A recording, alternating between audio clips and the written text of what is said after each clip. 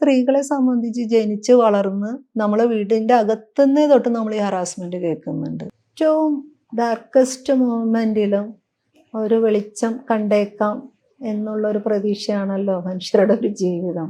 നമ്മളെല്ലാം കുടുങ്ങിക്കിടക്കുന്നത് ഇന്ന് ഈ ഈ ഒരു ലോകത്താണ്, ഡിജിറ്റൽ മാധ്യമ ലോകങ്ങളിലാണ്. 96 വർഷമായിട്ട് മലയാള സിനിമയുടെ മേക്കിംഗ് പ്രോസസ്സ് മാറിയിട്ടില്ല എന്നും കൂടിയല്ലേ. അപ്പോൾ അതാർക്കാ നാണക്കേട് തോന്നണ്ടേ? 96 വർഷം മുമ്പ് തന്നെയാണ് സിനിമ കിടക്കണേന്നല്ലേ. മലയാളം ഇൻഡസ്ട്രി ആണെങ്കിൽ ഇപ്പോൾ വീണ്ടും അത് താരകേന്ദ്രീകൃതമായി പോവുകയാണ്. കാരണം അവർ തന്നെ പണം ഇറക്കുന്നു, അവർ തന്നെ അവർക്ക് വേണ്ടുന്ന കഥയുണ്ടാക്കുന്നു. അന്തർ സംസ്ഥാന തൊഴിലാളികൾക്ക് പോലും ഒരു മിനിമം വേജസ് ഉറപ്പാക്കുകയും അവരെ രജിസ്ട്രേഷൻ നടത്തുകയും അവർക്കുള്ള ശമ്പളം അവരുടെ അക്കൗണ്ടിലേക്ക് വരണം എന്നുള്ളൊരു ചെറിയ സഹായമാവുന്ന ഒരു വ്യവസ്ഥ കൊണ്ടുവന്നൊരു നാടും കൂടിയാണ് നമ്മൾ. ലൈംഗിക അതിക്രമങ്ങൾ സിനിമാ മേഖലയിൽ സ്ത്രീകൾ അനുഭവിക്കുന്ന ഒരുപാട് ചൂഷണങ്ങളിൽ ഒന്ന് മാത്രമാണെന്ന് റിപ്പോർട്ടിൽ പരാമർശിക്കുന്നുണ്ട്. അങ്ങനെ തന്നെയാണ് അതിൻ്റെ ചർച്ചകളും വരേണ്ടത്. എന്നാൽ ഈ ലൈംഗിക അതിക്രമങ്ങളെ അല്ലെങ്കിൽ ഇത്തരം ചൂഷണങ്ങളെ കേന്ദ്രീകരിച്ചുള്ളൊരു വോയറിസം സ്വഭാവത്തോടെയുള്ള ചർച്ചകൾ, അത് അതിനെ തന്നെ ദുർബലപ്പെടുത്തിക്കൊണ്ടുള്ള ചർച്ചകൾ വരുന്നു. മറ്റ് ഘടകങ്ങൾ ചർച്ചയാവുന്നില്ല. ഈ ലൈംഗിക അതിക്രമങ്ങൾ അല്ലെങ്കിൽ ഈ ചൂഷണങ്ങൾ പോലും നിൽക്കണമെങ്കിൽ ഇപ്പുറത്ത് ഈ വിഷയങ്ങളും ചർച്ചയാവണം. ആ ഒരു നമ്മളെ സമൂഹം അതിൽ നിന്ന് മാറി തെന്നിപ്പോകുന്നതിൻ്റെ ഒരു കാര്യം പറയാമോ? അത് സമൂഹം മാറി തെന്നിപ്പോവാന്ന് പറഞ്ഞാൽ സമൂഹം അത്രയും അപജയം ഉണ്ടായെന്നുള്ളതാണ്. കാരണം നിങ്ങളെ സംബന്ധിച്ച് ഇപ്പോഴും ഈ വോയറിസം, കളക്റ്റീവ് വോയറിസം അത് സംഭവിക്കുക എന്നുള്ളതാണെന്ന് പൊതുവിൽ ഇഷ്ടപ്പെടുന്നൊരു കാര്യം. കാരണം മനുഷ്യർ അവരുടെ കാതലായ പ്രശ്നങ്ങളിൽ അതിനെ അഡ്രസ്സ് ചെയ്യാൻ പ്രേരിപ്പിക്കുന്ന എന്തെങ്കിലും ഒരു സംവിധാനങ്ങളോ ഒരു രാഷ്ട്രീയ പ്രവർത്തന പദ്ധതികളോ അത്തരത്തിലുള്ളൊരു എഡ്യൂക്കേഷനോ അത്തരത്തിലുള്ള ഒരു സംവാദങ്ങളോ സമൂഹത്തിൽ തന്നെ പൊതുമണ്ഡലത്തിൽ തന്നെ ഉണ്ടാവുന്നില്ല. നമ്മളെല്ലാം കുടുങ്ങിക്കിടക്കുന്നത് ഇന്ന് ഈ ഒരു ലോകത്താണ്, ഡിജിറ്റൽ മാധ്യമ ലോകങ്ങളിലാണ്. അപ്പോൾ ഇത് കൊടുക്കുന്ന കുറേ ഇൻഫർമേഷൻ വെച്ചിട്ടാണ്. പിന്നെ അതേസമയം തന്നെ നമ്മളെ വാല്യൂ സിസ്റ്റം എന്ന് പറയുമ്പോൾ ഇന്നും വളരെ ആൻറ്റി വുമൺ ആയിട്ടുള്ളത് തന്നെയാണ്. സ്ത്രീകളെക്കുറിച്ചുള്ള ഇക്കിളി കഥകൾക്ക് നല്ല സാധ്യതയുള്ളൊരു ലോകത്താണ്. അപ്പോൾ നമ്മളെല്ലാം ഒരു സോഫ്റ്റ് പോൺ ലോകത്ത് ജീവിക്കുന്നവരാണ്. അവിടെ സ്ത്രീകളെ അങ്ങനെ ചിത്രീകരിച്ചില്ലെങ്കിൽ ഈ കണ്ടൻ്റ് ഒന്നും ഓടില്ല. അപ്പോൾ അതുകൊണ്ടും കൂടിയാണ് എനിക്ക് തോന്നുന്നത് നമ്മളെ അടിസ്ഥാന പ്രശ്നങ്ങളെ അഡ്രസ്സ് ചെയ്യാൻ കഴിയുന്ന വിധത്തിൽ അങ്ങനെ ആഗ്രഹിക്കുന്ന തരത്തിലുള്ളൊരു ഗൗരവപ്പെട്ട രാഷ്ട്രീയ ഇടപെടലുകളോ നേതൃത്വങ്ങളോ ഇല്ലെന്ന് നമ്മൾ രാഷ്ട്രീയ നേതൃത്വങ്ങളിലെ തന്നെ കാര്യങ്ങൾ എടുത്ത് നോക്കിക്കഴിഞ്ഞാൽ കാണുന്നത് ഇവർ കോർണർ ചെയ്യാൻ ഉദ്ദേശിക്കുന്നത് തന്നെ ലൈംഗിക ആരോപിതരെ ഉണ്ടാക്കുക, അതിൻ്റെ പുറത്ത് കഥകൾ ഉണ്ടാക്കുക, അവർ കോർണർ ചെയ്യുക. ഇത് ഈ അടുത്ത കാലത്ത് പോലും നമ്മൾ എന്തെല്ലാം കേൾക്കുന്നു അല്ലേ. അപ്പോൾ ഈ സത്യാനന്തര കാലത്ത് നമുക്കിത് ഏതാണ് സത്യം നോണ എന്നൊന്നും പറയാൻ പറ്റാത്ത വിധത്തിൽ, അതേസമയം സെക്സ് എന്ന് പറഞ്ഞ ഒരു ആക്ടിനെ കംപ്ലീറ്റ്ലി ക്രിമിനൽ പൊസിഷനിൽ നിർത്തിയും കഴിഞ്ഞു നമ്മൾ. അപ്പം മനുഷ്യന്മാർക്കുള്ളിൽ സ്വാഭാവികമായിട്ട് ഉണ്ടാകേണ്ട പ്രണയവും രതിയെ പോലും ഇന്ന് റദ്ദ് ചെയ്യുന്ന വിധത്തിലേക്ക് മനുഷ്യബന്ധങ്ങളുടെ ചലനങ്ങളെ റെസ്ട്രിക്റ്റ് ചെയ്യേണ്ടി വരുന്നുണ്ട്. കാരണം നമ്മളെപ്പോഴും പരസ്പരം പേടിക്കേണ്ട യുദ്ധമുഖത്തുള്ള രണ്ട് എതിരാളികളെ പോലെ തന്നെയാണ് ഇവർ നിർത്താൻ ആഗ്രഹിക്കുന്നത്. നമ്മൾ ആഗ്രഹിക്കുന്നത് അതല്ല. നിങ്ങൾ ഓർഗാനിക്കായിട്ട് സംഭവിക്കേണ്ടതൊക്കെ സംഭവിക്കട്ടെ. ഇത് രതി എന്നൊക്കെ പറയുന്നത് ഏറ്റവും മനോഹരമായിട്ട് സംഭവിക്കുന്ന ഒരിടത്തിലായിരുന്നെങ്കിൽ ഇതൊന്നും പരാതിയല്ല. ഇത് പരാതിയായിട്ട് വരുന്നത് എപ്പോഴാണ് ഒരാൾ അതിനകത്ത് കമ്പൽ ചെയ്യപ്പെട്ടു, അത് നിർബന്ധിക്കപ്പെട്ടു എന്നുള്ളിടത്ത് മാത്രമാണ് ഈ ബിറ്റർനെസ് വരുന്നത്. അതല്ലാതെ ഉള്ള രതിബന്ധങ്ങളൊന്നും ഇങ്ങനെ വയലൻസിലേക്ക് വരാനുള്ള സാധ്യതയില്ല എന്നെങ്കിലുള്ളൊരു ബോധം ഉണ്ടാവണം നമുക്ക്. പക്ഷെ അതേസമയം രതി എന്ന് പറഞ്ഞാൽ ഒരു സെക്സ് എന്ന് പറയുന്നത് പുരുഷൻ്റെ ഒരു വലിയ ടൂളാണെന്നും അവൻ്റെ കാമനകളെ പ്ലീസ് ചെയ്യാനുള്ള ഒരു ഉപവിഭാഗമായിട്ട് മാത്രം പെണ്ണിനെ നിലനിർത്തുന്നു എന്നുള്ള ഒരു സാംസ്കാരിക തലങ്ങളൊക്കെ അവിടെ ഉണ്ട്. അതിനൊന്നും നമ്മൾ കാണാൻ പറ്റില്ല. അപ്പോൾ ഇതെന്ന് പറഞ്ഞാൽ വളരെ സങ്കീർണമായിക്കൊണ്ടിരിക്കുകയാണ്.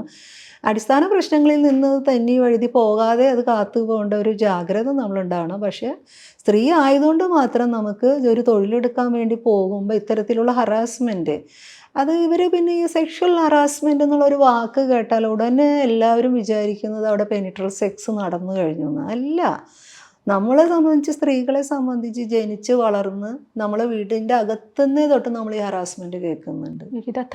വിവിധ തലങ്ങളുണ്ട് അതിനകത്ത്. നമ്മൾ പുറത്തിറങ്ങുമ്പോൾ തൊട്ട്. അപ്പോൾ ഈ 15 സെക്കൻഡ് സ്റ്റെയർ ചെയ്യുന്നത് പോലെ ഒഫൻസ് ആയത് അതുകൊണ്ടാണ്. കാരണം അത്രയ്ക്കും ഒരു എന്താ പറയണ്ടത്, നിർവീര്യമാക്കപ്പെടരുത്. ഒരു സാമൂഹിക ചലനത്തിൽ അതുപോലും നമ്മളെ ബാധിക്കരുതെന്നുള്ളിടത്താണ് അങ്ങനെ ചില നിയമങ്ങൾ വരുന്നത്. അല്ലെങ്കിൽ മാരിറ്റൽ റേപ്പ് എന്ന് പറഞ്ഞതുണ്ടെന്നും അതിനെ അഡ്രസ്സ് ചെയ്യണം. അപ്പോൾ ഇങ്ങനെ അത്രയും സെൻസിറ്റീവായിട്ട് തന്നെ കാര്യങ്ങൾ നീക്കേണ്ടി വരുന്നത് എന്താണ്, ജെൻഡർ സെൻസിറ്റീവ് അല്ലാത്ത തുല്യനീതിയിലല്ലാത്ത ബന്ധങ്ങളായതുകൊണ്ടും കൂടിയാണ്. അപ്പോൾ ഈ സമൂഹം അതിലേക്കൊക്കെ എത്തണമെങ്കിൽ നമ്മളിതിനകത്ത് നല്ല വിദ്യാഭ്യാസം കൊടുക്കേണ്ട ഒരു ഉത്തരവാദിത്തമുണ്ട്. പക്ഷെ നിർഭാഗ്യവശാൽ ഇതൊക്കെ ചെയ്യേണ്ട ആളുകളാണ് ഏറ്റവും കറപ്റ്റഡ് ആയിക്കൊണ്ടിരിക്കുന്നത്. അപ്പോൾ നമ്മളിപ്പോൾ അവരെ പഠിപ്പിക്കുകയാണോ വേണ്ടത്, അവർ നമ്മളെ ഗൈഡ് ചെയ്യുകയാണോ വേണ്ടതെന്നൊക്കെ ചോദിച്ചാൽ അത് വലിയ തമാശയാണ് അതൊക്കെ.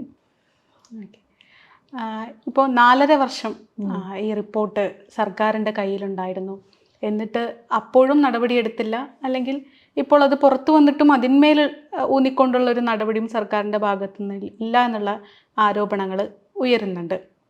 ഇതിനെ എങ്ങനെയാണ് കാണുന്നത്? അതായത് സർക്കാരിനിതിൽ നടപടിയെടുക്കാം, എന്നാൽ അതിൽ ചില പ്രായോഗിക ബുദ്ധിമുട്ടുകൾ ഉണ്ടെന്ന് സർക്കാർ തന്നെ പറയുന്നു. ഇത്തരം കാര്യങ്ങൾ ഇതൊക്കെ ഈ റിപ്പോർട്ടിൻ്റെ തീവ്രത കുറച്ചു എന്നുള്ളൊരു തോന്നലുമുണ്ടോ? ഇതിനെയൊക്കെ എങ്ങനെയാണ് കാണുന്നത്? അല്ല, 4.5 വർഷമൊക്കെ എടുത്ത് പിന്നീട് അത് പൊതുസമ്മർദ്ദത്തിൻ്റെ പുറത്ത് വരുമ്പോൾ തന്നെ അതിനകത്ത് സെൻസർ ചെയ്തിട്ടാണ് വരുന്നത്.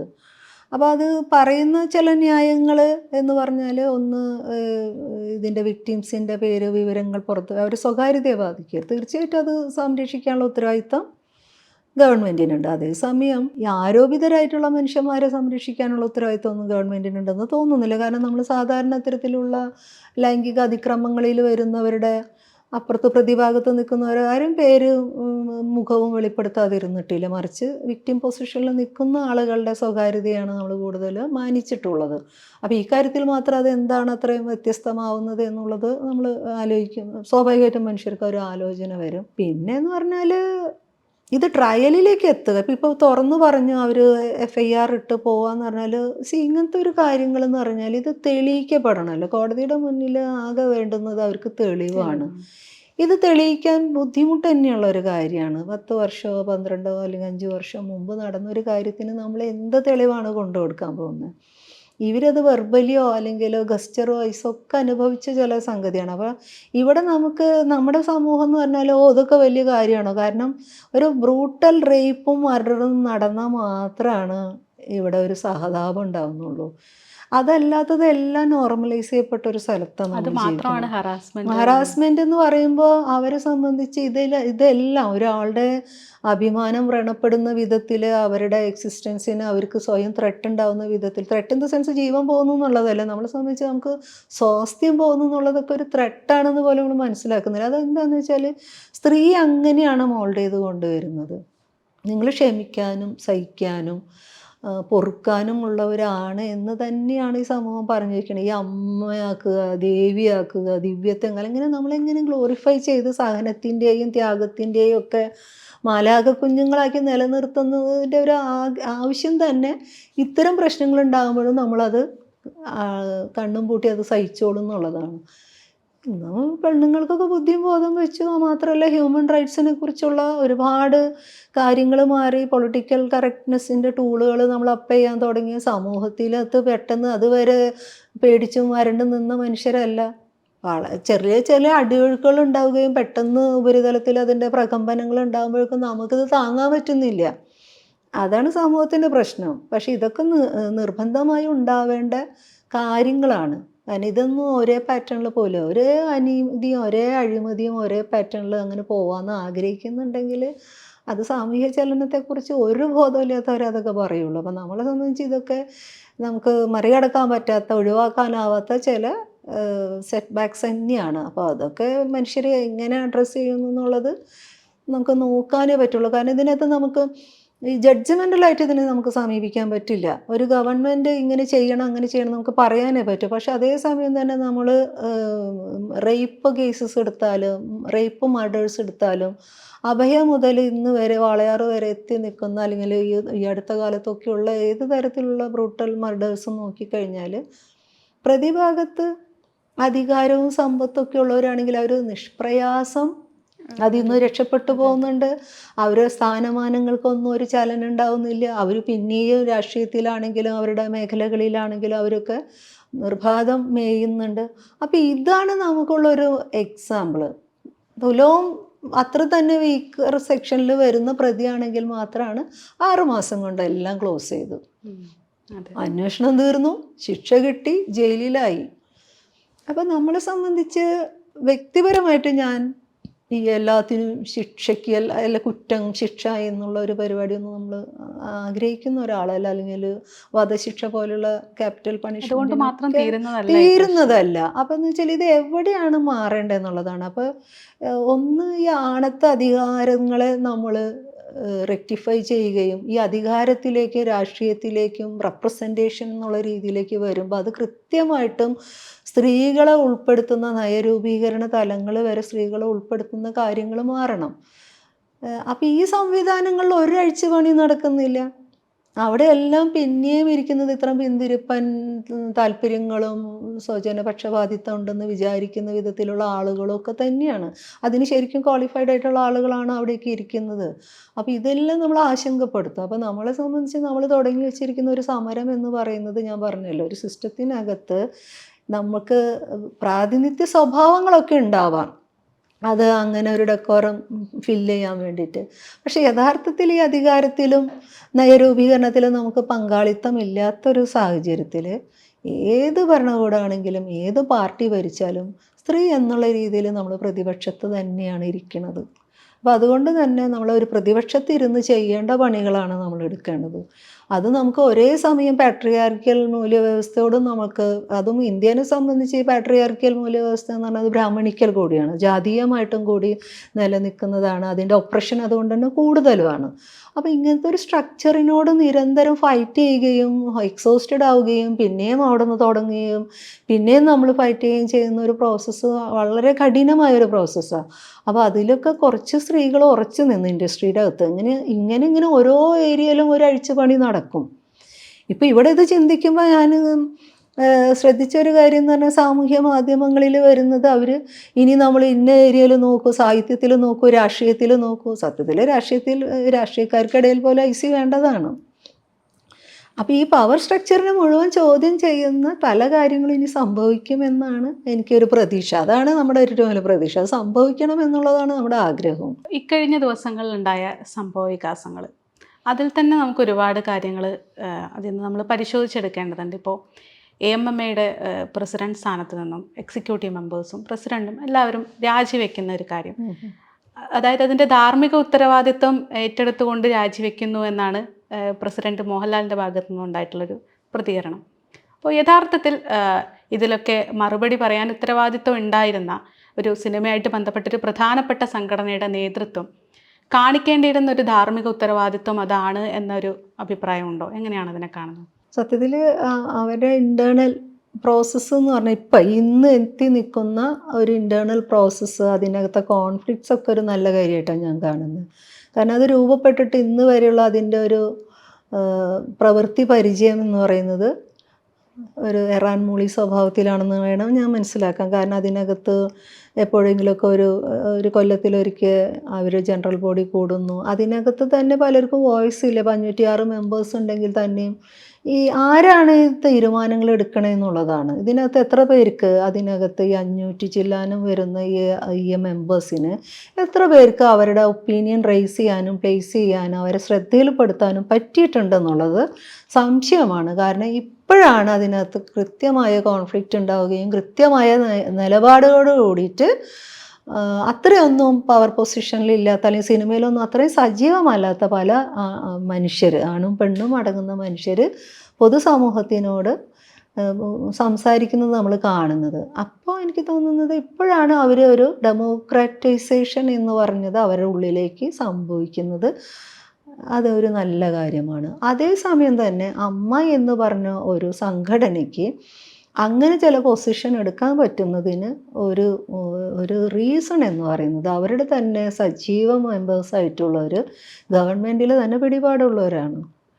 ഇപ്പോൾ ഒരു നടി ആക്രമിക്കപ്പെട്ട സംഭവത്തിൽ ഞങ്ങൾക്കത് ആങ്ങളെയും പെങ്ങളുമാണ് ഒരു സംഘടന. അത് വീട്ടിൽ ആങ്ങളെയും പെങ്ങളും തമ്മിൽ തല്ലുകൂടിയ വിഷയത്തിൽ മൂത്ത ചേട്ടന്മാരിരുന്ന് ഒരു നിലപാടെടുക്കുന്ന കാര്യമല്ല പറയുന്നത്. കൃത്യമായിട്ട് വർക്ക് സ്പേസിൽ ഇതുവരെയും കേൾക്കാത്ത വിധത്തിലൊരു ബ്രൂട്ടൽ ആക്ട് നടന്നിട്ട് അതും ഒരു പൊസിഷൻ ഒരു സംഘടന എടുക്കുന്നത് കുടുംബകാര്യം പറയുന്നത് പോലെയാണ്. അപ്പോൾ അതേസമയം ഇവരൊക്കെ വളരെയധികം പൊസിഷൻ കൈയാളുന്ന ഒരു ഗവൺമെൻറ്റിൻ്റെ മന്ത്രിയും MLA ഒക്കെ ആയിട്ടുള്ള മനുഷ്യരും കൂടിയാണ്. അപ്പോൾ പിന്നെ നമ്മൾ അങ്ങനെയും കൂടെ ഒരു പവർ സ്ട്രക്ചറിൽ നിൽക്കുന്ന ഒരു സംഘടനയ്ക്കകത്തുനിന്ന് ഇപ്പോൾ ഇത്രയെങ്കിലും സംഭവിച്ചു എന്നുള്ളത്, പിന്നെ അവരത് എസ്കേപ്പ് ചെയ്തു എന്നോ അല്ലെങ്കിൽ അവരിലേക്ക് കൂടുതൽ അമ്പുകൾ വരുന്നു, അതൊന്നും എനിക്കതിനകത്ത് കമൻറ്റ് ചെയ്യാനില്ല സത്യത്തിൽ. അതൊക്കെ അവരുടെ ഇൻറ്റേർണൽ കാര്യങ്ങളാണ്. അത് അവർ സംഘടന എന്നുള്ള രീതിയിൽ അവരെങ്ങനെയാണ് അതിനെ അഭിമുഖീകരിക്കേണ്ടിയിരുന്നത്, അവരെ ഉത്തരവാദിത്തം എത്രയുണ്ടെന്നൊക്കെ അവർ തന്നെ സ്വയം തീരുമാനിക്കേണ്ടതും നടപടികൾ എടുക്കേണ്ടുന്ന കാര്യങ്ങളാണ്. അതിനകത്ത് എനിക്ക് യാതൊരു കമൻറ്റും ഇല്ല. മറിച്ച് ആ പവർ സ്ട്രക്ചർ ഇങ്ങനെയും കൂടി റിലേറ്റഡ് ആണ് അതിനകത്ത്. മന്ത്രിയായിട്ടും MLA ആയിട്ടും പലതരം ഉന്നത സമിതികളിലൊക്കെ ഇരിക്കുന്ന മനുഷ്യരും കൂടെ അടങ്ങുന്ന ഒരു വലിയൊരു സംഘടനയും കൂടിയാണ്. അപ്പോൾ അതിൻ്റെ ജനാധിപത്യപരമായിട്ടുള്ള അതിൻ്റെ പ്രക്രിയകളൊക്കെ ഇത്രയും ശുഷ്കമായിരുന്നു എന്നുള്ളത് നമ്മളിപ്പോൾ മനസ്സിലാക്കുന്നു പുറത്തിരുന്ന് നോക്കിയിട്ട്, വിച്ച് ഈസ് ഫൈൻ. തുടക്കം മുതൽ വന്നിട്ടുള്ളൊരു കാര്യം, ഹേമ കമ്മിറ്റി റിപ്പോർട്ടിൽ പുതുതായിട്ടൊന്നുമില്ല, അല്ലെങ്കിൽ കാലങ്ങളായിട്ട് സ്ത്രീകൾ ഇങ്ങനെ ചൂഷണം ചെയ്യപ്പെടുന്നു എന്നുള്ളതല്ലാതെ ഹേമ കമ്മിറ്റി റിപ്പോർട്ടിൽ പുതിയതായി ഒന്നുമില്ല എന്നുള്ളൊരു ചർച്ചകൾ വന്നിരുന്നു. അതിനെ അംഗീകരിക്കുന്നുണ്ടോ? അതിൻ്റെ അർത്ഥം എന്താ? 96 വർഷമായിട്ട് മലയാള സിനിമയുടെ മേക്കിംഗ് പ്രോസസ്സ് മാറിയിട്ടില്ല എന്നും കൂടിയല്ലേ. അപ്പോൾ അത് ആർക്കാ നാണക്കേട് തോന്നണ്ടേ? 96 വർഷം മുമ്പ് തന്നെയാണ് സിനിമ കെടുക്കണമെന്നല്ലേ. അങ്ങനെ ഒരു ഒബ്സർവേഷൻ ഉണ്ടെങ്കിൽ നമ്മൾ അത്ര അപഹാസ്യരായിട്ടാണ് ജീവിക്കുന്നത്. ഹേമ കമ്മിറ്റി പുതുതായി ഒന്നും കണ്ടെത്തിയില്ല. 96 വർഷം മുമ്പ് മലയാള സിനിമ തുടങ്ങിയിടത്ത് തന്നെയാണ് അതിൻ്റെ സ്ട്രക്ചർ നിൽക്കണമെന്ന് പറയുമ്പോൾ അഭിമാനിക്കാൻ ഒന്നുമില്ല അതിൽ. അപ്പം ഇനി മാറട്ടെ, എനിക്കത്രേ ഉള്ളൂ, അതൊക്കെ അത്രേ പറയാനുള്ളൂ. കാരണം അപ്പം ഇനി മാറട്ടെ. 96 വർഷം ബാക്കിലാണ് നമ്മൾ കിടക്കുന്നത്. ആ പ്രോസസ്സ് അപ്പം മാറണമെന്ന് നമുക്ക് ആർക്കും അതിൽ തർക്കമുണ്ടാവില്ല.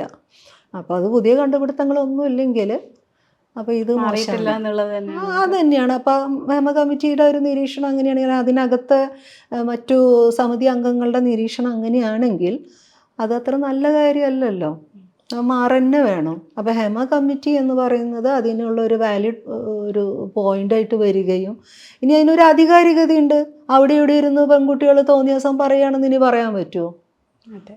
അപ്പോൾ അതുകൊണ്ട് ഒരു ആധികാരികതയുണ്ട് ഈ രേഖയ്ക്ക്. അപ്പോൾ ഇനി ഇതിന്മേലൊരു നല്ല നടപടികൾ ഉണ്ടാവട്ടെ. 96 വർഷം മുമ്പല്ല പിന്നിലേക്കല്ല നമ്മൾ പോകേണ്ടതെന്ന് തന്നെ നമ്മൾ പറയണം. ഹേമ കമ്മിറ്റി റിപ്പോർട്ടിലെ ശുപാർശകളും നിർദ്ദേശങ്ങളും ഒക്കെ നടപ്പിലാക്കുന്നതിൽ ചില പ്രായോഗിക ബുദ്ധിമുട്ടുകളുണ്ട് എന്നുള്ള വാദം തുടക്കം മുതൽ ഇപ്പോഴും അത് പറയുന്നുണ്ട്.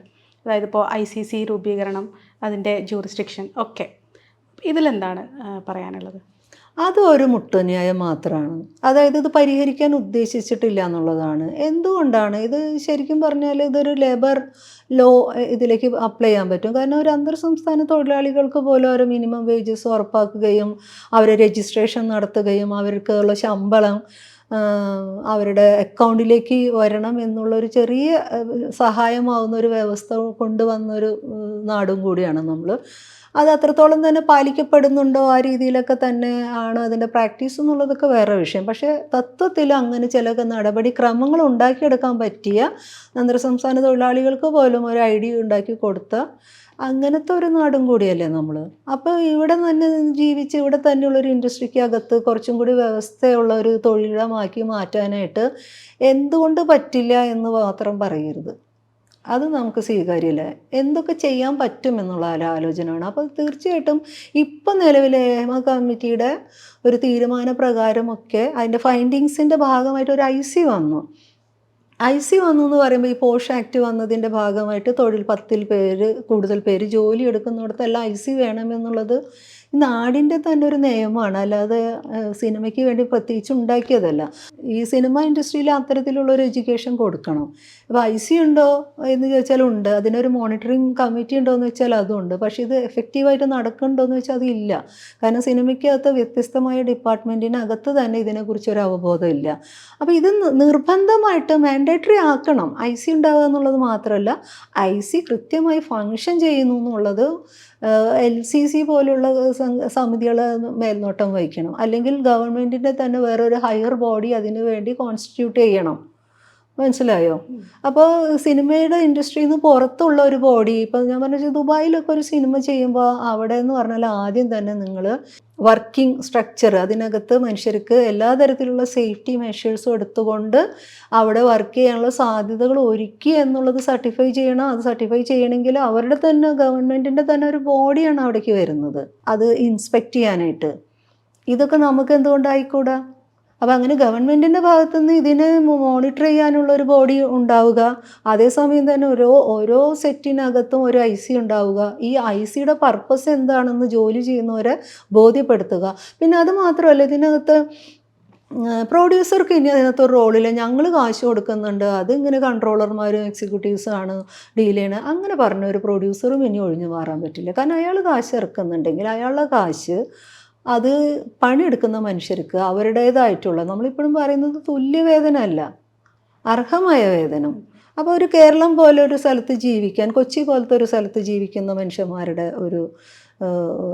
അതിൻ്റെ ഒരു ജീവിത നിലവാരത്തിൻ്റെ ഉയർച്ച ഒന്ന് നോക്കണം. നമുക്ക് എത്രമാത്രം എക്സ്പെൻസീവാണ്. ഇൻഫ്ലേഷൻ വന്ന കാലത്ത് ഇന്ന് നമുക്ക് 1000 രൂപയ്ക്ക് കിട്ടുന്ന അതേ ഇന്നലെ വരെ കിട്ടിയിരുന്ന അതേ സാധനം അത് കിട്ടണമെങ്കിൽ 2000 രൂപയുടെ ചിലവുണ്ട്. അപ്പോൾ ഈ ഇൻഫ്ലേഷൻ റേറ്റിനെയും കൂടി കണക്കിലെടുത്തുകൊണ്ടാണ് ഒരു മനുഷ്യൻ്റെ ജീവിതത്തെ മുന്നോട്ട് കൊണ്ടുപോകാനുള്ള വേതന വ്യവസ്ഥകൾ ഉണ്ടാവേണ്ടത്. അപ്പോൾ ഇതിനൊന്നും പ്ലാൻ ചെയ്യാൻ പറ്റില്ല എന്ന് പറയുന്നത് തോന്നിയാസാണ്.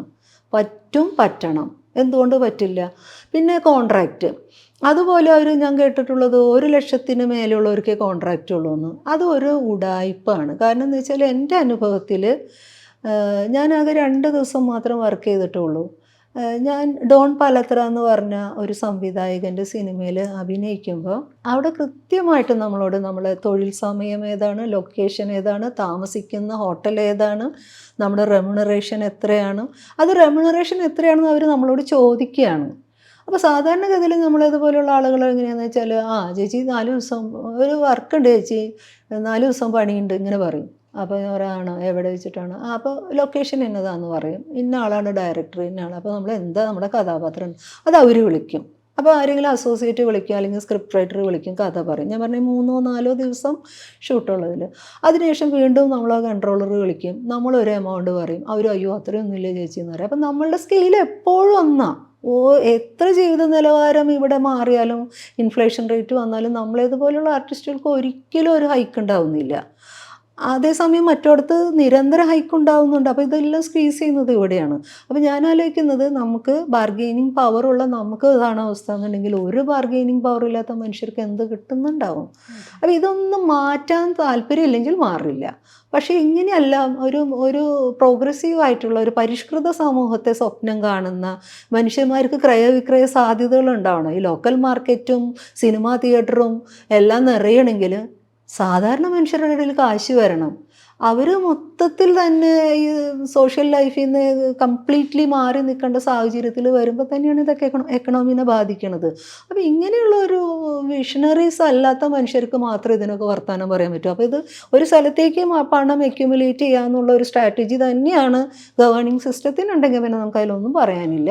കാര്യങ്ങൾ ഇങ്ങനെയൊക്കെ പോകും. അതല്ല, നല്ല ആർജവത്തോടു കൂടി മനുഷ്യരെന്ന് പറഞ്ഞാൽ ജോലി എടുക്കുമ്പോൾ സമാധാനവും സന്തോഷത്തോടെ ആത്മാഭിമാനത്തോടെ ജീവിക്കേണ്ടുന്ന ഒരു ജീവിയും കൂടിയാണ് എന്നുള്ള മിനിമം കൺസിഡറേഷൻ ഉണ്ടെങ്കിൽ ഇതൊക്കെ പരിഹരിക്കാൻ പറ്റും. അപ്പം ഞാനത് ഡോണിൻ്റെ കാര്യം പറഞ്ഞില്ലല്ലോ, അവിടെ ഒരു സീനിൽ പോലും അഭിനയിക്കുന്ന ആൾക്ക് കോൺട്രാക്റ്റ് ഉണ്ടായിരുന്നു എന്നുള്ളതാണ്. അതുമാത്രമല്ല, അദ്ദേഹം നമ്മളോട് ചോദിക്കുന്നതിന് പിന്നെ ഞാൻ ഇത്രയാണ് പെർ ഡേ വാങ്ങുന്നത്. കാരണം നമുക്കത് നുണ പറയാൻ പറ്റില്ല, കാരണം ഇവർക്കത് കൗണ്ടർ ചെക്ക് ചെയ്യാൻ പറ്റും. അപ്പോൾ അദ്ദേഹം എന്താ ചെയ്യണമെന്ന് വെച്ചാൽ ഓക്കെ ചേച്ചി, അതിനകത്ത് പിന്നെ ഒരു ബാർഗെയിനിങ് ഇല്ല. അത് കഴിഞ്ഞ് ഞാൻ ജോലിക്ക്, അതായത് നമ്മൾ ഷൂട്ടിന് പോകുന്നതിൽ എത്രയോ മുമ്പ് മാനേജറുടെ അടുത്താണ് ഈ കോൺട്രാക്റ്റ് കംപ്ലീറ്റ് കൊടുത്തു വിടുന്നത്. അത് കൊടുത്തു വിട്ട് നമ്മളതെല്ലാം ഇരുന്ന് വായിച്ച് അതിൽ അവർ പറയുന്നത് നിങ്ങൾക്ക് ബഫർ ഡേയ്സ് തരും. ഇപ്പോൾ സപ്പോസ് നമുക്ക് 3 ദിവസമാണെങ്കിൽ ഇൻ കേസ് 1-2 ദിവസം വേണമെങ്കിൽ ആ ബഫർ ഡേയ്സ് വരെ അതിൽ മെൻഷൻ ചെയ്യാണ്. അങ്ങനെയാണെങ്കിൽ അതിൻ്റെ റെമ്യൂണറേഷൻ എങ്ങനെ? ഡബ്ബിങ്ങിന് അവരെടുക്കും, കൊണ്ടുവിടും. അപ്പോൾ അങ്ങനെ അത്രയും പ്രിസൈസിലി ഒരു ഡോക്യുമെൻ്റ്, ഒരു കോൺട്രാക്റ്റ് ഉണ്ടാക്കാൻ പറ്റുമെന്ന് തെളിയിച്ച മനുഷ്യരൊക്കെ ഇവിടെ ഉണ്ട്. മാതൃകാപ്പുറത്ത്. അപ്പം നമ്മൾ അവരെ പോലെയുള്ള അത്തരത്തിലുള്ള ഫിലിം മേക്കേഴ്സിനെയൊക്കെ എടുക്കുമോ? ഈ നയരൂപീകരണത്തിലേക്ക് എടുക്കുമോ? അതല്ലാതെ നിങ്ങൾക്ക് ഇതൊന്നും പറ്റില്ല എന്ന് പറയല്ലേ. നമുക്ക് മാതൃക പറയാനുണ്ട്. അങ്ങനെ ഒരു നല്ല വൃത്തിയുള്ള ഒരു സിനിമയൊക്കെ ഉണ്ടാക്കിയെടുക്കുന്ന മനുഷ്യർ ഇതിലുണ്ട്. അപ്പോൾ ഇതൊന്നും മാതൃകകളില്ല, അതൊന്നും പറ്റില്ല എന്ന് പറയരുത്. ആ ഒരു സേഫ്റ്റിയും ആ ഒരു കോൺഫിഡൻസും ആണ് നമുക്ക് കിട്ടേണ്ടത്. അത് എന്തുകൊണ്ട് മറ്റൊരാൾക്ക് തരാൻ പറ്റുന്നില്ല? അപ്പോൾ അതൊന്നും നമുക്ക് മുഖവിലേക്ക് എടുക്കാനേ പറ്റില്ല. ഒരു നിയമവാഴ്ചയുടെ അഭാവം നിലനിൽക്കുന്ന ഒരു മേഖലയാണ് സിനിമ എന്ന് തന്നെ ഉറപ്പിക്കുന്ന സംഭവങ്ങളാണ് ഉണ്ടായിട്ടുള്ളത്. ഒരു കൾച്ചറൽ ഇൻഡസ്ട്രി, അതിന് സമൂഹമായിട്ടുള്ള ബന്ധം, സമൂഹത്തിനെ സ്വാധീനിക്കാൻ കഴിയുന്ന ഒരവസ്ഥ, ഈ ഒരു പശ്ചാത്തലം നിലനിൽക്കെ കേരളത്തിൻ്റെ സിനിമാ മേഖലയെ ഒരു സൂക്ഷ്മമായ രീതിയിൽ പഠിക്കേണ്ടതിൻ്റെയും അതിനെ വിലയിരുത്തേണ്ടതിൻ്റെയും ഒക്കെ ഒരു ആവശ്യകത ഹേമ കമ്മിറ്റി റിപ്പോർട്ടും അതിനെ തുടർന്നുള്ള സാഹചര്യങ്ങളും മുന്നോട്ട് വയ്ക്കുന്നുണ്ട്. അതിനെക്കുറിച്ചൊന്ന് പറയാം. അത് വളരെ നല്ലൊരു നിരീക്ഷണമാണ്, സത്യമാണ്. കാരണം ആഫ്റ്റർ ഓൾ ഇത് ഇൻഡസ്ട്രി എന്ന് പറയുമ്പോൾ തന്നെയും ഇതൊരു കലാരൂപം കൂടിയാണ്. ഏറ്റവും കൂടുതൽ ജനങ്ങളെ സ്വാധീനിക്കുന്ന ഒരു പോപ്പുലർ ആർട്ടും കൂടിയാണ്. അപ്പോൾ അതുകൊണ്ട് തന്നെ സിനിമയ്ക്ക് ഒരുപാട് കാര്യങ്ങൾ ചെയ്യാനുണ്ട്. നിർഭാഗ്യവശാൽ അതല്ല സംഭവിക്കുന്നത് എന്നുള്ളതാണ്. കാരണം ഇത്രയും സ്വാധീനമുള്ള ഒരു കലാരൂപം ആയിരിക്കെ തന്നെ അത് കംപ്ലീറ്റ്ലി ഇൻഡസ്ട്രിയുടെ മാത്രം ഒരു പ്രോഡക്റ്റ് ആണെന്നുള്ള രീതിയിൽ അത് വരുത്തി തീർക്കുകയും, അതുകൊണ്ട് ഇൻഡസ്ട്രി എന്ന് പറയുമ്പോൾ ഈ മൂലധനത്തിൻ്റെ താല്പര്യങ്ങളെ മാത്രം ഞങ്ങൾക്ക് മീറ്റ് ചെയ്താൽ മതി എന്നുള്ള രീതിയിലേക്ക് മാറിപ്പോകുന്നുണ്ട്. അത് അതേസമയം നമ്മൾ ഈ OTT പ്ലാറ്റ്ഫോമൊക്കെ വന്നൊരു സമയത്ത് നമ്മൾ ആഗ്രഹിച്ച ഒരു കാര്യം, സ്വതന്ത്രമായി സിനിമകൾ ചെയ്യാൻ പറ്റും. സിനിമയെ സ്നേഹിക്കുന്ന അല്ലെങ്കിൽ അതൊരു കലാരൂപം എന്നുള്ള രീതിയിൽ അതിൻ്റെ മൂല്യത്തെ കൂടുതൽ നോക്കിക്കാണുന്ന മനുഷ്യർക്ക്, അത്തരത്തിലുള്ള പ്രൊഡ്യൂസേഴ്സിനൊക്കെ സിനിമകൾ ഉണ്ടാക്കി അത് കുറേയും കൂടി അവരുടെ എന്താ പറയുക രമിക്കബിൾ ആവുന്ന രീതിയിൽ ഒരു തരം ബിസിനസ് കൂടി ഉണ്ട് അതിൽ. അപ്പോൾ ആ രീതിയിലൊക്കെയുള്ള ഒരു പ്ലാറ്റ്ഫോമുകൾക്കുള്ള സാധ്യത ഉണ്ടെന്നൊക്കെ നമ്മൾ ആദ്യത്തെ തുടക്കത്തിൽ അത് നമ്മൾ എന്താ പറയുക ഊബർ ടാക്സികളുടെ ഒരു ലൈനായിരുന്നു അതൊക്കെ. കാരണം പിന്നെ നമ്മൾ കാണുന്നത് എന്താണെന്ന് വെച്ചാൽ, നിങ്ങൾക്ക് സിനിമ ഉണ്ടാക്കാനുള്ള മോഹമുള്ള ഒരു കാര്യക്കും സിനിമ ചെയ്യാമെന്ന് പറയുമ്പോൾ തന്നെ പിന്നെ നമ്മൾ നോക്കുമ്പോൾ അത് സ്റ്റാർ വാല്യൂ ഉള്ള ഒരു 10 ദിവസം ഓടിയിട്ടുള്ള സിനിമയ്ക്കൊക്കെ മാത്രമേ ഇനി OTTയിൽ ഒരു പ്ലേസ് കിട്ടുകയുള്ളൂ എന്നുള്ള രീതിയിലായി. മാത്രമല്ല അവരും സിനിമ പ്രൊഡ്യൂസ് ചെയ്യാൻ തുടങ്ങിയപ്പോൾ അവർ ഒത്തിരി കോടികൾ കൊടുത്തിട്ട് സ്റ്റാർ വാല്യൂ ഉള്ളവരുടെ പടങ്ങൾ നിർമ്മിക്കാൻ തയ്യാറാവുന്നുണ്ട്. അപ്പോൾ എന്തുണ്ടായെന്ന് വെച്ചാൽ കൂടുതൽ സിനിമ ചെയ്യാൻ ആഗ്രഹിക്കുന്ന സ്വതന്ത്രരായിട്ട് നിൽക്കുന്ന മനുഷ്യന്മാർ കൂടുതൽ പുറകോട്ട് പോവുകയാണ് ചെയ്തത്. അപ്പോൾ അതുകൊണ്ട് തന്നെ cinema as an art form എന്ന് പറയുന്നത് അത്ര വലിയ എന്താ പറയണ്ടേ ഒരു കൾച്ചറൽ ഇമ്പാക്റ്റ് ഉണ്ടാക്കാൻ സഹായിക്കുന്ന വിധത്തിലേക്കൊന്നും മാറിയിട്ടൊന്നുമില്ല നമുക്ക്. അതേസമയം നിലനിൽക്കുന്ന വാല്യൂസിനെ തന്നെ കുറച്ചും കൂടി അടിത്തറയിട്ട് ഉറപ്പിക്കുന്ന വിധത്തിലേക്ക് തന്നെ കാര്യങ്ങളൊക്കെ പോയത്. പക്ഷെ അവിടെയും എവിടെയും ചെറിയ സ്പാർക്കുകൾ ഇല്ല എന്ന് പറയാൻ പറ്റില്ല. അതുണ്ടായത് പക്ഷേ സൊസൈറ്റിയുടെ ഒരു ജാഗ്രത കൊണ്ടാണ്. ഈ പുതുതായി പഠിച്ചിറങ്ങി വരുന്ന പഠിച്ചിറങ്ങുന്ന സിനിമയെ മുഖ്യ വിഷയമായിട്ടെടുത്ത് വരുന്ന അല്ലെങ്കിൽ ലിറ്ററേച്ചർ പഠിച്ചിറങ്ങുന്ന അങ്ങനെ എന്താ പറയണ്ടേ അക്കാഡമിക്കൽ ലെവലിൽ ഒരുപാട് മുന്നോട്ട് പോവുകയും ആ ഒരു ഭൗതിക നിലവാരമുണ്ടല്ലോ മനുഷ്യരുടെ, അത് ഉണർത്തിവിട്ട ചില പ്രഷറിൻ്റെ പുറത്ത് ഈ പറഞ്ഞ മാതിരി ചെറിയ പൊളിറ്റിക്കൽ കറക്റ്റ്നെസ്സൊക്കെ വെച്ചുകൊണ്ട് ഡയലോഗിലോ സീൻസിലൊക്കെ വെച്ചുകൊണ്ട് ഇതൊക്കെ വരുമ്പോഴും നമ്മൾ നേരത്തെ പറഞ്ഞതുപോലെ ഇതൊരു മൂലധനത്തിൻ്റെ ഗെയിം ആയതുകൊണ്ട് തന്നെ റെപ്രസെൻറ്റേഷൻ എന്ന് പറയുന്നത് അപ്പോഴും ഇല്ല. ന്യൂജൻ സിനിമ എന്ന് പറയുമ്പോൾ എവിടെയാണ് പ്രാതിനിധ്യ സ്വഭാവങ്ങൾ നോക്കണം നിങ്ങൾ, ആരുമില്ല. പഴയ കാലത്ത് അത്ര പോലും ആളുകളൊന്നും ഇല്ല. കാരണം അത് വളരെ എലൈറ്റ് ക്ലാസ്സിൻ്റെ തന്നെ ഒരു മാധ്യമമായിട്ട് മാറിക്കൊണ്ടിരിക്കുക. അപ്പോൾ ഈ പറഞ്ഞ മാതിരി നിങ്ങൾ നോക്കുമ്പോൾ ആദിവാസി ദളിത് അല്ലെങ്കിൽ മറ്റു ഏരിയാസിൽ നിൽക്കുന്ന ഭിന്നലൈംഗിക ന്യൂനപക്ഷങ്ങളൊന്നും ഇന്നും സിനിമയിൽ ഇല്ലാത്ത വിധത്തിൽ തന്നെ സിനിമയെ മൊത്തം ഒരു ഗ്ലാമർ ഇൻഡസ്ട്രി എന്നുള്ള രീതിയിലേക്കും പണം കൊയ്യാനുള്ള, പിന്നെ ഇതിനിങ്ങനെ ബിറ്റായി വിറ്റുകൊണ്ടിരുന്നു കഴിഞ്ഞാൽ നിങ്ങൾക്ക് ഏതെങ്കിലും വരുമാന മാർഗ്ഗങ്ങൾ ഉണ്ടായിക്കൊണ്ടിരിക്കും. അപ്പോൾ ഇതിൻ്റെ മൊത്തം സാധ്യതകൾക്ക് മാർക്കറ്റിന് വേണ്ടുന്ന ആ മാർക്കറ്റ് തീരുമാനിച്ച താരശരീരങ്ങൾ മതി എന്നുള്ള രീതിയിലേക്ക് തന്നെ കാര്യങ്ങൾ പോയിട്ടുണ്ട്. അപ്പോൾ ഇത് വലിയൊരു ചർച്ച മാത്രമല്ല, അതിനകത്ത് അത്തരത്തിലുള്ളൊരു എന്താ പറയുക വലിയ കോലാഹലങ്ങൾ തന്നെ ഉണ്ടാവണം, അതൊരു അട്ടിമറിക്കപ്പെടണം. പക്ഷെ അതിനൊക്കെയുള്ള മൂലധനം ഇപ്പോഴും ആരുടെ കയ്യിലെന്നുള്ളതാണ്. സിനിമ മലയാളം ഇൻഡസ്ട്രി ആണെങ്കിൽ ഇപ്പോൾ വീണ്ടും അത് താരകേന്ദ്രീകൃതമായി പോവുകയാണ്. കാരണം അവർ തന്നെ പണം ഇറക്കുന്നു, അവർ തന്നെ അവർക്ക് വേണ്ടുന്ന കഥ ഉണ്ടാക്കുന്നു, അവർ തന്നെ ഡിസ്ട്രിബ്യൂട്ടേഴ്സാണ്, തിയേറ്റർ അവർ തന്നെയാണ്. അപ്പോൾ പക്ഷേ എന്താണെന്ന് വെച്ച് കഴിഞ്ഞാൽ അവർ മനസ്സിലാക്കേണ്ടത് അവർ മുന്നോട്ട് വയ്ക്കുന്ന സിനിമ ഇനി മനുഷ്യർക്ക് ആവശ്യമുണ്ടോ എന്നുള്ളതാണ്. അത് ഇത്ര ഒരു കൊല്ലത്തിൽ ഇറങ്ങുന്ന സിനിമയുടെ ജയാപജയങ്ങളും കണക്കുകളും ഒക്കെ എടുക്കുമ്പോൾ കാര്യം പിടികിട്ടും. എനിക്ക് തോന്നുന്നു അതൊക്കെ അവർ അഡ്മിറ്റ് ചെയ്യുന്നുണ്ട്. കൈപ്പൊള്ളുന്ന പരിപാടിയാണ് ഈ ഗ്ലാമർ ഇൻഡസ്ട്രി എന്നൊക്കെ പറഞ്ഞ് കൊണ്ട് നടക്കുമ്പോഴും സംഗതി അത്ര എളുപ്പമല്ല. അതിനുള്ളൊരു കാരണം എന്താണെന്ന് വെച്ചാൽ ഈ ഡിജിറ്റൽ ലോകത്തിൻ്റെ ഒരു ഗുണം തന്നെയാണ്. കാരണം നിങ്ങൾ ലോകത്ത് ഇറങ്ങുന്ന എല്ലാ സിനിമകളും എനിക്ക് തോന്നുന്നു ഈ ന്യൂജൻ എന്ന് പറയുന്ന എൻ്റേതടക്കമുള്ള മക്കൾ ഒരെണ്ണം മലയാള സിനിമ കാണാൻ ഇഷ്ടപ്പെടുന്നില്ല. അപ്പോൾ കൊറിയൻ സിനിമ, ജപ്പാൻ സിനിമ, അതുപോലെ തന്നെ ലോകത്ത് ഇറങ്ങുന്ന വിവിധ ഭാഷകളിലെ സിനിമകൾ. അപ്പോൾ ഇതിൻ്റെയൊക്കെ മുന്നിൽ നമ്മൾ ജെന്യുവനായിട്ട് മനുഷ്യ ജീവിതത്തെ സമീപിക്കുക, വിലയിരുത്തുന്നുണ്ട്. അപ്പോൾ എന്താണെന്ന് വെച്ചാൽ നമ്മൾ പെരിഫറലായിട്ട് ഹ്യൂമൻ റിലേഷൻഷിപ്പിനെ കുറിച്ചാണ്, മനുഷ്യാവസ്ഥകളെ തന്നെ ഇത്രയും പെരിഫറലായിട്ട് അപ്രോച്ച് ചെയ്യുന്ന സിനിമകൾ ഇനി പറ്റില്ല. ഇനി നിങ്ങൾക്ക് കുറച്ച് കാലം കൂടി നിങ്ങൾക്ക് വേണമെങ്കിൽ ഇൻവെസ്റ്റിഗേഷൻ, ഹൊറർ, ത്രില്ലർ ജോണറുകൾ കുറച്ച് കാലം കൂടി പോകും. പക്ഷെ അതിനേലും ഗംഭീര സിനിമ അപ്പുറത്തുണ്ടാവുന്നുണ്ട്. അപ്പോൾ അതുകൊണ്ടാണല്ലോ ഒരു സിനിമ വരുമ്പോഴേക്കും 10 എണ്ണം വെച്ചിട്ടാണ് ഇത് ഡിസെക്റ്റ് ചെയ്തിട്ട് ഇത് അതല്ലേ എന്നൊക്കെ പറഞ്ഞു. അപ്പോൾ നിങ്ങൾക്ക് അത്ര എളുപ്പമല്ല, കോപ്പി അടിക്കൽ പോലെ എളുപ്പമല്ല എന്ന്. അത്രയും മാത്രം നമ്മളൊരു ഇൻഫർമേഷൻ്റെയും ടെക്നോളജിയുടെയും ലോകത്ത് ഇങ്ങനെ കുടുങ്ങിക്കിടക്കുന്ന മനുഷ്യരാണ്. അപ്പോൾ അതുകൊണ്ട് തന്നെ നമ്മളെ സംബന്ധിച്ച് നമ്മൾ ഗിമ്മിക്സുകളൊക്കെ വിട്ട് കുറച്ചും കൂടി മനുഷ്യത്വപരമായിട്ട്, കുറച്ചും കൂടി എന്താ പറയുക, ജെന്യുവിനായിട്ട്, ഓണസ്റ്റായിട്ട് എല്ലാത്തിനെയും അപ്രോച്ച് ചെയ്യാൻ പഠിക്കേണ്ടിയിരിക്കുന്നു. അത് വന്നില്ലെങ്കിൽ ഈ സെറ്റ് ബാക്കുകൾ ഓരോ കാര്യത്തിൽ. അപ്പോൾ ഇതിപ്പോൾ ഹേമ കമ്മിറ്റി വന്നു, ഈ ഹറാസ്മെൻ്റ് ഉണ്ടായി, അതൊക്കെ ഒരു ഇമേജിൻ്റെ പ്രശ്നമായിട്ടാണ്. കാരണം എന്ന് വെച്ചാൽ ലൈംഗികത ഭയങ്കര മോശമായ ഒരു കാര്യമായതുകൊണ്ട്, അതൊരു കൃത്യമായിട്ടുള്ള സ്ട്രക്ചറിനകത്ത് തന്നെ ചെയ്യേണ്ട കാര്യങ്ങളായതുകൊണ്ട് ആണ് മനുഷ്യന്മാർ ഇപ്പോൾ അതിനകത്ത് മൂക്കും കുത്തി വീണ് കരഞ്ഞുകൊണ്ടിരിക്കുന്നത്. സത്യത്തിൽ അതാകുമ്പോൾ അങ്ങനെ ആയേനില്ല. കുറച്ചും കൂടി ബ്രീത്തിങ് സ്പേസ് ഉള്ളൊരു സമൂഹമൊക്കെ ആണെങ്കിൽ ലൈംഗികതയൊക്കെ ഒരു ക്രൈമായിട്ട് കൊണ്ട് നടക്കുന്ന കാലത്ത് എന്നൊക്കെ നമ്മൾ പോയേനെ. പക്ഷെ നിർഭാഗ്യത്തിന് ഇപ്പോഴും അതൊക്കെ തന്നെയാണ്. അതെനിക്ക് തോന്നുന്നു പാട്രിയാർക്കി തന്നെ അവർക്ക് തന്നെ എതിരുണ്ടാക്കിയ ടൂളാണ്. നമുക്ക് പാട്രിയാർക്കിയുടെ അകത്ത് നമ്മൾ വെർജിനായിട്ട് ഇരിക്കണം എന്നുള്ള ഇവരുടെ തന്നെ ഇത്തരത്തിലുള്ള ഷാഠ്യത്തിൻ്റെ പുറത്ത് അവർ തന്നെ അവർക്കുണ്ടാക്കിയ കുരുക്കുകളാണത്. അപ്പോൾ അതൊക്കെ ഒരു കണക്കിന് നല്ലത്. അപ്പോൾ ഞാൻ പറഞ്ഞതാണ്, ഇത് ഒരു സിസ്റ്റത്തിനെ അട്ടിമറിക്കാൻ അതിനകത്ത് തന്നെ അതിൻ്റെ കുറേ ക്രിയകൾ ഒളിച്ചിരിക്കുന്നുണ്ടാവും. അപ്പോൾ അതൊക്കെ പതുക്കെ പുറത്ത് വരും. അപ്പോൾ ഇത് ഈ നിരീക്ഷണം എനിക്ക് വളരെ ഒരു രസകരമായൊരു നിരീക്ഷണമാണ്. പിന്നെ തിയേറ്ററുകളുടെ ഈ പഴയ കാലത്തെ മാതിരി 500ഉം 1000ഉം ഒക്കെ സീറ്റുകളുള്ള തിയേറ്ററുകളൊന്നും ഇല്ല. ഇന്നെല്ലാം PVR സെറ്റപ്പിലേക്കും മറ്റേ മൾട്ടിപ്ലക്സിലേക്കൊക്കെ മാറിയോട് കൂടിയിട്ട് 100, 150, 200 പേരൊക്കെ അടങ്ങുന്ന ആളുകളുടെ ഒരു ക്രൗഡാണ് വരുന്നത്. അപ്പോൾ ഇതാർക്കാണ് അഫോർഡബിൾ ആകുന്നത്? മിനിമം 150 രൂപ കൊടുത്തിട്ട് ഒരു സിനിമ, അത് മിനിമമാണ്.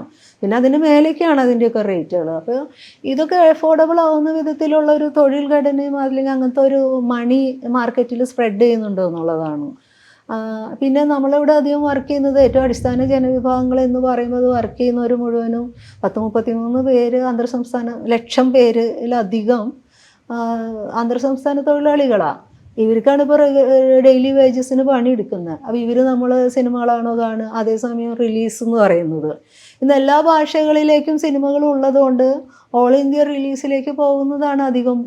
തമിഴ്, പ്രത്യേകിച്ച് ഹിന്ദി, തമിഴ്, ഇംഗ്ലീഷ് അടക്കമുള്ളത്. അപ്പോൾ ഇത് നമ്മുടെ പ്രിഫറൻസസ് മാറി.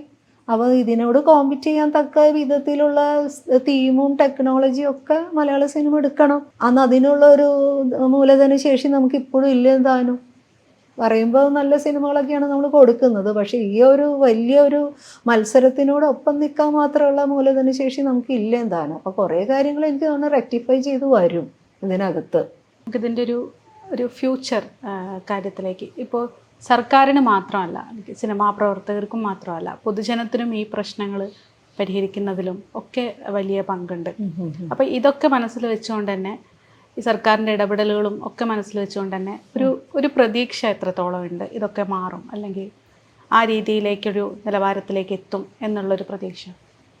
ഞാനെന്ന് വെച്ചാൽ ഏറ്റവും ഡാർക്കസ്റ്റ് മൂമെൻറ്റിലും ഒരു വെളിച്ചം കണ്ടേക്കാം എന്നുള്ളൊരു പ്രതീക്ഷയാണല്ലോ മനുഷ്യരുടെ ഒരു ജീവിതം. അപ്പോൾ എനിക്കങ്ങനെ ഹോപ്പ്ലെസ് ഒന്നുമല്ല ഞാൻ. കാരണം നമുക്ക് ഹോപ്പിംഗ് അഗെയിൻസ്റ്റ് ഹോപ്പ് എന്നുള്ള രീതിയിൽ ജീവിച്ചിരിക്കുന്നത് തന്നെയാണ് ഒരു നല്ല കാര്യമെന്ന് തോന്നുന്നു.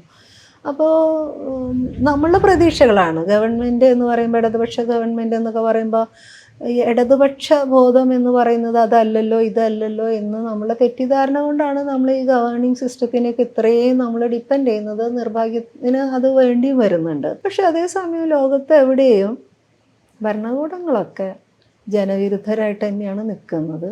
പൊതുവെ ബഹുഭൂരിപക്ഷം വരുന്ന ജനങ്ങളും തൊഴിലില്ലായ്മയും വേതനമില്ലായ്മയും ഒക്കെ കാരണം തെരുവിലേക്ക് ഇറങ്ങുന്ന ഒരു അവസ്ഥയിലാണ് നിൽക്കുന്നത്. അപ്പോൾ അതുകൊണ്ട് തന്നെ ഇത് ഇൻഡസ്ട്രി ഗവൺമെൻറ് അങ്ങനെ വളരെ ഒരു ചെറിയൊരു ഏരിയ അല്ല നമ്മൾ സംസാരിക്കുന്നത്. പക്ഷേ നമ്മൾ ആ ഏരിയയിൽ നിൽക്കുമ്പോൾ നമുക്ക് അതിനെ ഫോക്കസ് ചെയ്ത് സംസാരിക്കേണ്ടി വരും. എന്നാലും എനിക്ക് തോന്നുന്നത് ഒരു എന്തൊക്കെ പറഞ്ഞാലും ഇന്ത്യയിൽ നിൽക്കുമ്പോൾ നമ്മളിന്ന് അറിയാതെ പറഞ്ഞു പോകുന്നുണ്ട് കേരളത്തിലായത് ഭാഗ്യം. ഇന്ത്യയുടെ പല സ്ഥലങ്ങളിലും നടക്കുന്ന പ്രശ്നങ്ങളും അതിനോടുള്ള ഗവേണിംഗ് സിസ്റ്റത്തിൻ്റെ അപ്രോച്ചുകളൊക്കെ കാണുമ്പോൾ കേരളത്തിലായത് ഭാഗ്യം എന്ന് പറയാൻ പറ്റുന്നത് തന്നെ നമ്മളുടെ ഒരു ജനാധിപത്യ ബോധത്തിൻ്റെ ഒരു വികാസത്തിൻ്റെയും കൂടി ഭംഗിയാണെന്ന് എനിക്ക് തോന്നുന്നു. അപ്പോൾ അതുകൊണ്ട് അത്രയും കറപ്റ്റഡ് അല്ലാത്ത ഒരു ഗവേണിംഗ് സിസ്റ്റത്തിനെ നമ്മൾ ഉണ്ടാക്കിയെടുക്കേണ്ട പണി നമുക്കുണ്ട്. അപ്പോൾ അതുകൊണ്ട് പ്രതീക്ഷാപൂർവ്വം നോക്കി കാണുക എന്നുള്ളത് തന്നെയാണ് ഇതിൽ പറ്റുള്ളൂ. നമ്മൾ പറയുന്നതിനെ മുഖവിലേക്ക് എടുക്കുന്ന രീതിയിലേക്ക് കാര്യങ്ങൾ മാറും എന്ന് പ്രതീക്ഷിക്കുന്നു. അതല്ലെങ്കിൽ നമ്മൾ പിന്നെയും സമരം ചെയ്യാം. സമരമാണ് ജീവിതം. അപ്പോൾ അതുകൊണ്ട് നമുക്ക് സമരം ചെയ്യാന്നുള്ളതെങ്കിലും ഒരു ഓപ്ഷൻ ഉണ്ട്. നമ്മൾ സമരം ചെയ്യാൻ പോലും പറ്റാത്ത കാര്യത്തിലേക്കാണ് പോകുന്നത്. ഇന്ത്യയുടെ മൊത്തം കോണ്ടെക്സ്റ്റിൽ എല്ലാവരും പിൻ പോയിൻ്റ് ചെയ്തിട്ട് അകത്തോട്ട് ഇട്ടുകൊണ്ടിരിക്കുന്ന ഒരു കാലമാണ്. നമ്മൾ തിങ്ക് ടാങ്കുകളുണ്ടെങ്കിലും സിസ്റ്റത്തിനെതിരെ സംസാരിക്കുന്നവരുണ്ടെങ്കിലും എല്ലാം തേടി പിടിച്ചിട്ട് അവരെ വായടയ്ക്കുക എന്നുള്ളൊരു സ്ഥലത്തും കൂടിയാണ് നമ്മൾ ജീവിക്കുന്നത്. അപ്പോൾ അതുകൊണ്ട് സമരം ചെയ്യുക എന്നുള്ളത് നമ്മളൊരു വലിയ ഓപ്ഷനും ബാധ്യതയൊക്കെ ആയിട്ട് തന്നെ ഉണ്ടെന്ന് നമ്മൾ ശുഭാപ്തി വിശ്വാസത്തിൽ നിൽക്കുക. ഓക്കെ, അത്തരം ഒരു പ്രതീക്ഷയെ തന്നെ നമ്മളൊരു കൾച്ചറൽ ഇൻഡസ്ട്രി അതിൻ്റെതായ ഒരു ഗൗരവത്തിൽ സ്ത്രീകളുടെ പ്രശ്നങ്ങൾ എല്ലാം അതിൻ്റെതായിട്ടുള്ള ഗൗരവത്തിൽ തന്നെ ചർച്ച ചെയ്യട്ടെ. ഇനിയുള്ള ദിവസങ്ങളിൽ ചർച്ചകൾ അത്തരത്തിൽ കേരളം കാണട്ടെ എന്ന് തന്നെ പ്രതീക്ഷിക്കാം. അതെ, സ്ത്രീകളുടേത് മാത്രമല്ല, അതിനകത്ത് ഇതുപോലെ തന്നെ വോയിസ്ലെസ് ആയിട്ട് വർക്ക് ചെയ്യുന്ന ഒരുപാട് മനുഷ്യരുടെ, അതിനകത്ത് കുട്ടികളും വയസ്സായവരൊക്കെ വരുന്നൊരു ലോകമാണ് അത്. അപ്പോൾ അതുകൊണ്ട് തന്നെ എല്ലാ മനുഷ്യരുടെയും പ്രശ്നങ്ങൾ അതിൽ തന്നെ സവിശേഷമായിട്ട് സ്ത്രീയുടെ ഒരു സ്ത്രീയാണ് എന്നുള്ളതിൻ്റെ പുറത്ത് മാത്രം അവർക്ക് ഏത് നിമിഷവും ഈ അറ്റംപ്റ്റുകളെ ഭയക്കാതെ ജീവിക്കാൻ പറ്റണം. അവരുടെ ശരീരത്തിലേക്കോ ഉള്ള നോട്ടവും കടന്നു കയറ്റവും ഒക്കെ ഭയക്കാതെ ജീവിക്കാൻ കഴിയുന്ന ഒരു ഇൻഡസ്ട്രി ആയിട്ട് അത് മാറട്ടെ എന്ന് തന്നെ നമുക്ക് ആഗ്രഹിക്കാം. അപ്പോൾ അതൊരു നല്ല കാലങ്ങളും നല്ല പ്രവർത്തനങ്ങളും വരുമെന്ന് തന്നെ വിചാരിക്കുന്നു. ഇനി എന്നെ ഇതിലേക്ക് വിളിച്ചതിന് താങ്ക്സ്. വളരെ നന്ദി.